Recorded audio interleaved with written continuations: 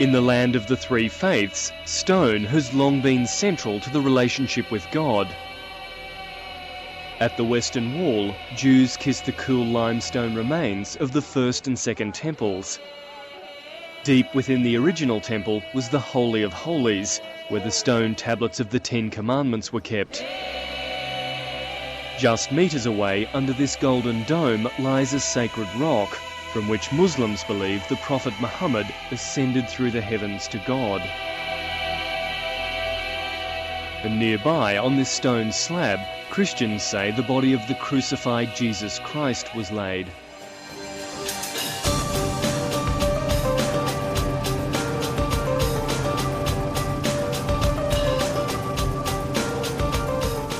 Stone may be devoid of life, but here in the arid landscape of the Holy Land, it's part of the living faith.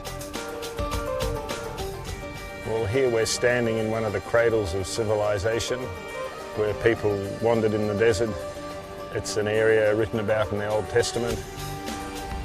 Rocks and clay and earth have been influential in societies since they started.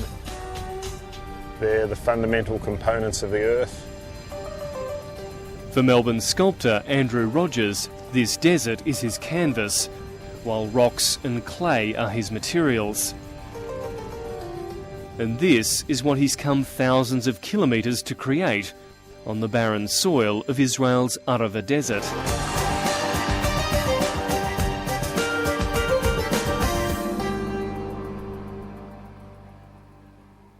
A geoglyph is a big land sculpture. They're grounded in ancient tradition. You can see them in South America, the NASCAR lines. You can go to Dorset in England and see them, the ground cut away to expose white rock. And you can see them in the United States in the deserts there, done by the Indians. Very large bodies of work that's in instances of the NASCAR line stretch many kilometres. On a vast patch of the Arava desert, Andrew Rogers has built 4 huge stone sculptures. The Melbourne artist has called it rhythms of life. The structures are metaphors for regeneration. He says they celebrate the human spirit overcoming adversity. We had wonderful skilled stonemasons from Hebron that really do beautiful work. What they found difficult was to understand an abstract form because they're used to building vertical walls for houses. So it was only when I talked to them in their terms, because they all have many wives, and said to them, think about a beautiful lady and all her beautiful curves, that they understood about the undulations and the curves in the form. Until that point they thought you were a bit mad. Absolutely. Architect Golan Levy spent weeks mapping out the huge geoglyphs, while Bedouin Hamed Alawashla was the foreman of a team of labourers. Every single rock was positioned according to Andrew Rogers' precise instructions. He is a bit mad, but he's very enthusiastic. He's very passionate about his work. You see, he's really interested about the people he works with. It's important for him, the relationship between the sculpture and the site and the environment. This is 2 letters out of the Old Testament, which together mean to life. Often you'll hear that salutation when people have a drink.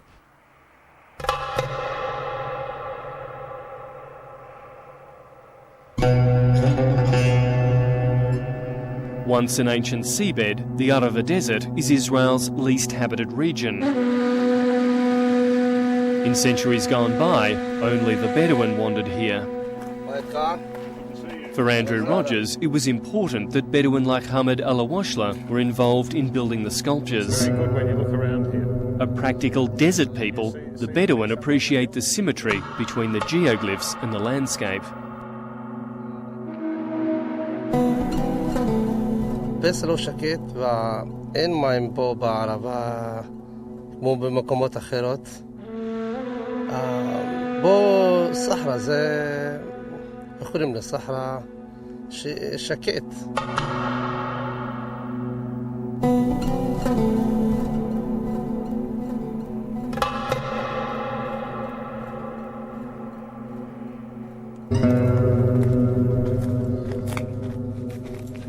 While Andrew Rogers' geoglyphs are best viewed from above, his latest desert sculpture towers over the arid landscape.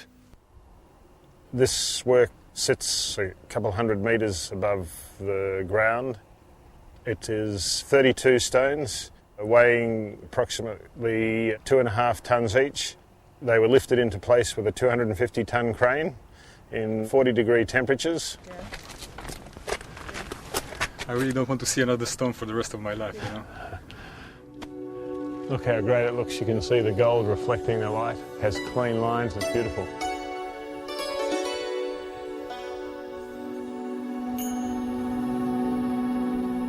In the Arava desert, Andrew Rogers' colossal creations lie peacefully on the arid earth. For the three faiths of the Holy Land, sacred stones represent a direct link to God.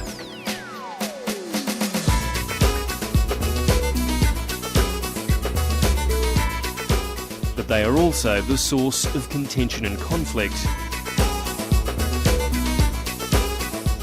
Here, in the birthplace of religions and civilisations, beautiful forms can inspire and provoke.